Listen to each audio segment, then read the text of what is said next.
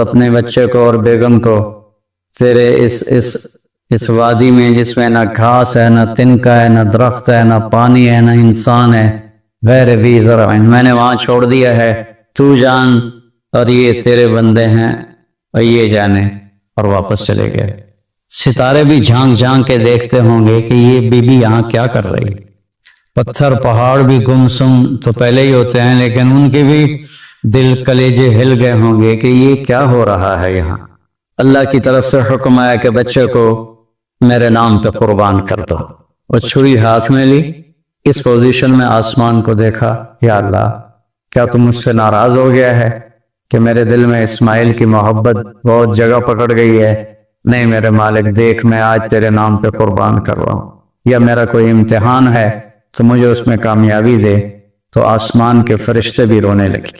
اور یہ اس واقعے میں کوئی بچہ ذبح نہیں ہونا تھا، اور یہ بچے کو جدا کرنا کوئی اللہ کی مجبوری نہیں تھی، ایک انسانیت کو پیغام دینا تھا کہ اللہ جو کہے اس کو پورا کر دو، یہی تمہاری کامیابی۔ اصل مقصد قربانی کا، ہم جانور قربانی کا کرتے ہیں کہ ہم اپنے حرام جذبات پہ چھری چلاتے، یا اللہ تیری مانیں گے، تیرے نبی کی مانیں گے، اور اس کے خلاف جو چیز آئے گی یا اللہ ہم اس سے بچ کے چلیں گے۔ یہ اس قربانی کا فلسفہ ہے۔ السلام علیکم ورحمۃ اللہ وبرکاتہ۔ بسم اللہ الرحمن الرحیم، والصلاة والسلام علی رسولہ الکریم وعلی آلہ وصحبہ اجمعین۔ اللہ تعالیٰ نے ہمیں یہ زندگی دی ہے ایک امتحان کے لیے، اور بہت مختصر امتحان ہے، چند دہائیوں میں زندگی کا اختتام ہو جاتا ہے، پھر ہم ایک ہمیشہ کی زندگی میں داخل ہو جاتے ہیں جہاں کا دار و مدار ہمارے اعمال پر ہے۔ اگر اچھے اعمال ہیں تو بہت خوبصورت زندگی کی ابتدا ہوگی، پھر انتہا نہ ہوگی۔ اگر اللہ کو ناراض کر کے کوئی مر گیا تو بہت خوفناک انجام ہوگا۔ اس بات کو سمجھانے کے لیے اللہ نے 1.25 لاکھ نبیوں کو بھیجا، اور ایک ہی اللہ تبارک و تعالیٰ کی ہم سے ایک ڈیمانڈ ہے، مطالبہ ہے، عبدی انت ترید و انا ارید ولا یکون الا ما ارید۔ میرے بندے، ایک تو ارادہ کرتا ہے، ایک تیرا رب ارادہ کرتا ہے، ہوتا وہ ہے جو تیرا رب چاہتا ہے، تو ایک ڈیل کر مجھ سے۔ فَإِن سَلَّمْتَ لِي فِي مَا أُرِيدُ كَفَيْتُكَ فِي مَا تُرِيدُ، تو میری مان لے دنیا میں، پھر میں ہمیشہ کے لیے تیری چاہت کو پورا کر دوں گا۔ وَإِن لَمْ تُسَلِّمْ لِي فِي مَا أُرِيدُ أَفَعَلْتُكَ فِي مَا تُرِيدُ وَلَا يَكُونُ إِلَّا مَا أُرِيدُ، اور اگر تو نے وہ میرا چاہا پورا نہ کیا تو میں تجھے تیری چاہتوں میں تھکا دوں گا، اور ہوگا وہی جو تیرا رب چاہے گا۔ اس مختصر زندگی کو اللہ کی اطاعت میں گزار دیں، جو وہ چاہتا ہے وہ کر دیں، جس سے روکتا ہے اس کو چھوڑ دیں۔ ابراہیم علیہ السلام کی قربانی اسی سبق کو دہرایا گیا ہے، اور اس میں ہمیں یہی سبق دیا گیا ہے کہ اللہ جو مانگے وہ دے دیا جائے۔ آپ اس سے اندازہ لگائیں کہ ابراہیم علیہ السلام رب ہب لی من الصالحین دعا مانگتے مانگتے بوڑھے ہو گئے، اور تقریباً 84 یا 86 سال کی عمر میں اللہ نے حضرت ہاجرہ کے پیٹ سے اللہ تعالیٰ نے ان کو بیٹا دیا، جس کا نام انہوں نے اسماعیل رکھا۔ اور حضرت ابراہیم علیہ السلام کا مقام فلسطین ہے، وہاں آپ رہتے تھے۔ فلسطین اور مکہ تو اس وقت آباد ہی نہیں تھا، کالے پہاڑ تھے، نہ پانی، نہ سایہ، نہ درخت، نہ راستہ۔ تو اللہ کی قدرت ہے کہ یہ بچہ پہلی بیوی سے پیدا نہیں ہوا، جو تقریباً آپ کی، اگر حضرت ابراہیم علیہ السلام 84 کے تھے تو 80 کی تھیں، اس سے بیٹا نہیں دیا، اس سے بیٹا بعد میں دیا۔ اور نوجوان بیوی 20-22 سال کی حضرت ہاجرہ، شاہ مصر کی بیٹی، اس کے ساتھ اس سے اللہ نے بیٹا دیا۔ تو بڑھاپے کی اولاد تو دل کو پکڑ لیتی ہے، تو ابراہیم علیہ السلام کو ان سے بہت پیار، بہت محبت۔ ایک دم اللہ تعالیٰ کا حکم آیا کہ اس کو یہاں سے اپنی نظروں سے دور کر دو۔ اب کوئی اس کے سامنے انہوں نے لاجک نہیں مانگی، یا اللہ کیا مطلب، کس لیے؟ کیوں کر رہے ہو؟ 86 سال کی عمر میں بچہ دیا، اب کہہ رہے ہو آنکھوں سے دور کر دوں؟ کہ جی میرے رب، کدھر لے جاؤں؟ کہا جبریل آئے گا، تمہیں راستہ بتائے گا اور تم اس کے پیچھے پیچھے چلو۔ تو جبریل انسانی شکل میں ایک اونٹنی پہ سوار، دنیا معجزات کی نہیں ہے ورنہ یوں پکڑ کے وہاں پہنچا دیتے، اونٹنی پہ سوار ابراہیم علیہ السلام اور حضرت سارہ اور اسماعیل یہ دوسری اونٹنی پر سوار، اور یہ کوئی 1500 کلومیٹر کا سفر طے کرتے کرتے کرتے کالے پہاڑ، کالی راتیں اور صحرا اور دشت و بیاباں اور کہاں کہاں سے گزار کر جب مکہ پہنچے، جہاں 4 پہاڑ تھے، ایسے ایک صفا، ایک مروہ، ایک جبل ابی قبیس، ایک کو جبل ہندی کہتے تھے، وہ تو مٹا دیا ہے سارا۔ ان 4 پہاڑوں میں ایک نشیب تھا، ایک گہری جگہ تھی۔ تو جب وہاں اترے تو سبحان اللہ، جبریل کہنے لگے یہاں اپنی بیگم اور بچے کو اتار دیں اور واپس چلے جائیں۔ تو جب ابراہیم علیہ السلام کو آگ میں ڈالا گیا تھا تو انہوں نے کچھ بھی نہیں کہا تھا، حسبی اللہ و نعم الوکیل، یہ پڑھتے ہوئے جا کر آگ میں کود گئے تھے۔ لیکن یہ منظر آگ میں کودنے سے زیادہ خوفناک تھا کہ ابراہیم علیہ السلام کی زبان مبارک سے نکلا، یہاں کیوں؟ یہاں تو نہ کوئی پانی، نہ سایہ، نہ درخت، یہاں کیسے؟ تو جبریل نے عرض کیا کہ آپ کے رب کی منشا ہے کہ یہ اس کو یہیں چھوڑ دیا جائے، اس بچے کی نسل سے آخری نبی پیدا ہوں گے، یہاں یہ اللہ کا گھر بنائیں گے۔ تو جبریل تو 3 دن وہاں، جبریل تو چلے گئے، ابراہیم علیہ السلام نے وہاں ان کے لیے کوئی تھوڑا چھپر وغیرہ یا بنایا یا نہ بنایا، یا کسی کیکر کے نیچے، واللہ عالم، تاریخ خاموش ہے، اور وہ وہاں ان کو چھوڑا اور واپس ہو لیے۔ جب واپس ہوئے تو حضرت ہاجرہ کہنے لگی یہ آپ کدھر جا رہے ہیں؟ اور حکم تھا جواب نہیں دینا، وہ خاموش۔ تو حضرت ہاجرہ بچے کو گود میں لیا ہوا ساتھ ساتھ چل رہی ہیں، وہ اونٹنی کی رسی پکڑ کے پیدل وہ بھی چل رہے ہیں 3 میل تک، وہ ساتھ ساتھ چلتی رہیں اور یہی پوچھتی رہیں کہ آپ ہمیں کیوں چھوڑ کے جا رہے ہیں، کہاں چھوڑ کے جا رہے ہیں؟ تو آخر میں ان کو خیال آیا یہ اللہ کے نبی ہیں، تو کہنے لگے اللہ امرک، کیا اللہ نے آپ سے کہا ہے؟ تو ابراہیم علیہ السلام نے سر ہلایا کہ ہاں، کہ اذن لن یضیعنا اللہ۔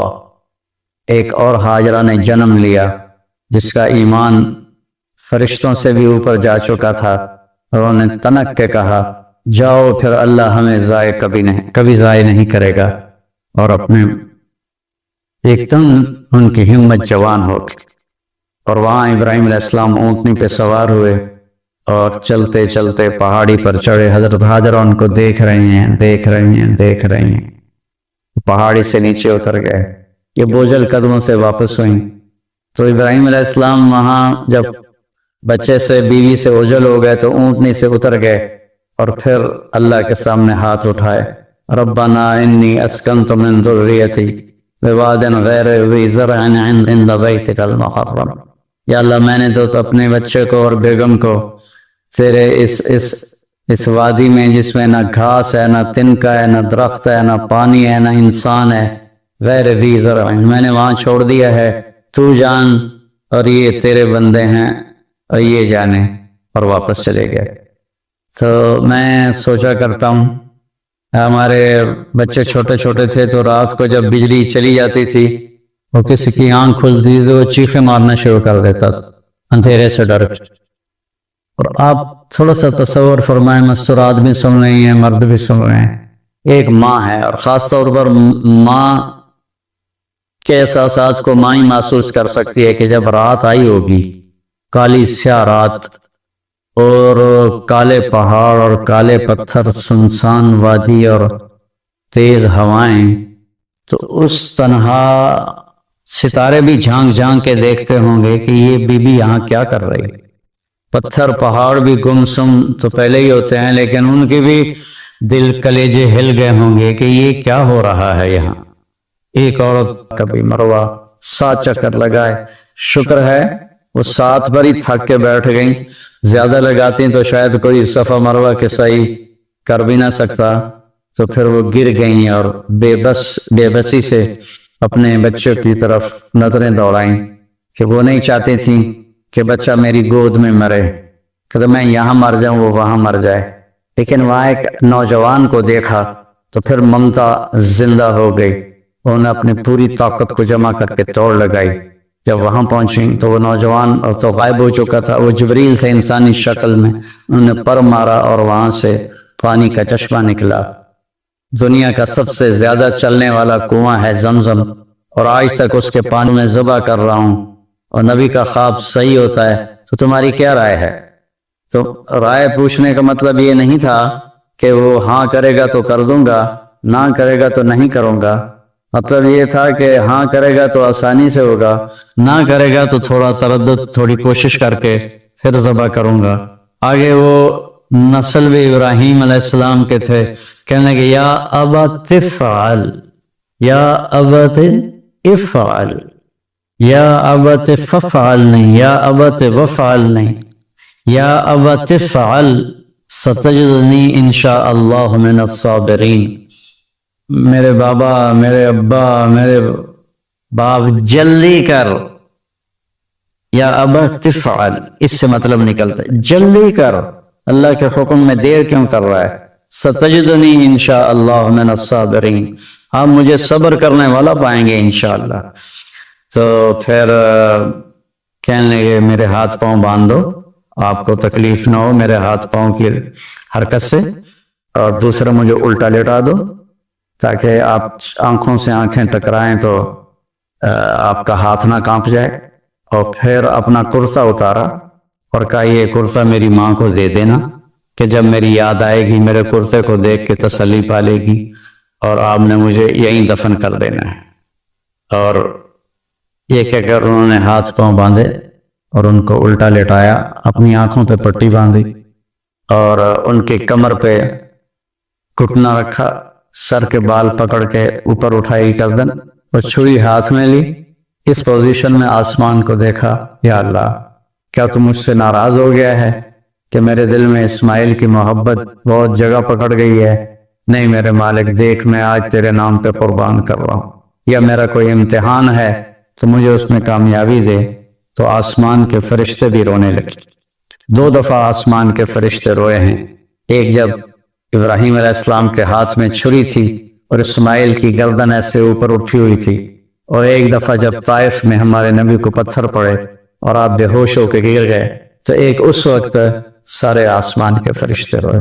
یہ کہ اگر اللہ اکبر کہہ کے چھری چلا دی، اللہ نے چھری کو حکم دیا نہیں چلنا، وہ نہیں چلی، دوبارہ چلائی نہیں چلی، سوارہ چلائی نہیں چلی، پھر گئے اور ایک پتھر پہ اس کو تیز کیا، تیز کر کے آئے تو پھر اللہ نے کہا کہ بس اب میرے ابراہیم نے میرا حکم پورا کر کے دکھا دیا، جبریل جنت سے ایک چھترا لے کر جاؤ اور اسماعیل کو نکال لو اور اس کو ڈال دو۔ تو وہ تو پٹی باندھی ہوئی تھی، تو انہوں نے جب کہ اللہ اکبر تو چھری چل گئی، تو ان کو سمجھ میں آیا کہ جیسے اسماعیل ذبح ہو گئے، لیکن آنکھوں سے پٹی کھولی تو جبریل بھی کھڑے تھے اور اسماعیل بھی کھڑے تھے، اور اللہ کا کلام اترا، قد صدقت یا ابراہیم قد صدقت الرؤیا انا کذالک نجزی المحسنین، کہ اے ابراہیم تو نے میرے حکم کو پورا کیا، تو نے اپنے خواب کو سچا کیا، ہم ایسے ہی نیکی کرنے والوں کو اچھا بدلہ دیتے ہیں۔ اور یہ اس واقعے میں کوئی بچہ ذبح نہیں ہونا تھا، اور یہ بچے کو جدا کرنا کوئی اللہ کی مجبوری نہیں تھی، ایک انسانیت کو پیغام دینا تھا کہ اللہ جو کہے اس کو پورا کر دو، یہی تمہاری کامیابی ہے۔ ہمارے زمانے میں کامیابی کا مفہوم بدل گیا ہے کہ پیسہ ہو اور دولت ہو، شہرت ہو، عزت ہو، بڑی بڑی گاڑیاں ہوں، بڑے بڑے گھر ہوں۔ میرے رب کی قسم، اللہ نے نہ ان میں عزت رکھی ہے، نہ ان میں سکون رکھا ہے، نہ ان میں کامیابی رکھی ہے۔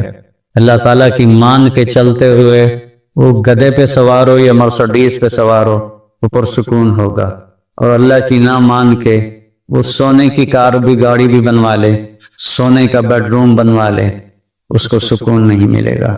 میرے رب نے ہم سے یہ ایک بات مانگی ہے کہ میری مان لو، میری مان لو۔ یہ چھری اللہ نے ابراہیم علیہ السلام کے ذریعے اسماعیل پہ چلوائی اور اس کو چلنے سے روک دیا۔ پھر یہ چھری حضرت عبداللہ کے گردن پہ چلنے لگی، میرے نبی کے والد محترم رضی اللہ عنہ۔ اللہ نے چھری کو وہاں سے ہٹا دیا اور چھری کو نہیں چلنے دیا، لیکن چھری نے چلنا ضرور تھا۔ جب اہل بیت کی باری آئی اور میرے نبی کے لاڈلے کی باری آئی، حسین منی وانا منہ، حسین منی وانا منہ، حسین منی وانا منہ، حسین مجھ سے ہے میں حسین سے ہوں، حسین مجھ سے ہے میں حسین سے ہوں، حسین مجھ سے ہے میں حسین سے ہوں۔ اور آپ ان کو ایسے اپنی پاؤں پر کھڑا کر کے چولا چلا رہے تھے اور فرما رہے تھے اس عادل مرتقا، اوپر چڑھو اوپر۔ وہ ایسے ڈولتے ڈولتے اوپر آ رہے تھے، یہاں تک آئے، یہاں تک آئے، یہاں تک آئے۔ جب یہاں تک آئے تو میرے نبی ایسے ہو گئے اور ان کو یہاں سینے پر کھڑا کر لیا اور دونوں ہاتھ فکس کر کے ان کو دیکھا اور یوں پیار کیا اور کہا، اے اللہ میں حسین سے محبت کرتا ہوں، پیار کرتا ہوں، تو بھی اس سے پیار فرما۔ تو جب حسین کی باری آئی تو چھری اکیلے حسین علیہ السلام پہ نہیں چلی، ساری آل پہ چل گئی۔ 17 نوجوان آل رسول کی گردنیں کٹ کے نیزوں پہ چڑھ گئی کہ میں رنگ لاتی ہے خنا پتھر پہ کس جانے کے بعد کہ اور وہ یہاں تک ہمیں نہیں آزمایا جائے گا، وہ تو بڑے لوگ تھے۔ تو منشاء خداوندی یہ ہے کہ ہم اس کی مان کر چلیں۔ اس امت میں پھر اللہ تعالیٰ نے ہمیں دکھایا کہ میرے نبی کے صحابہ نے کیسے قربانیاں دی۔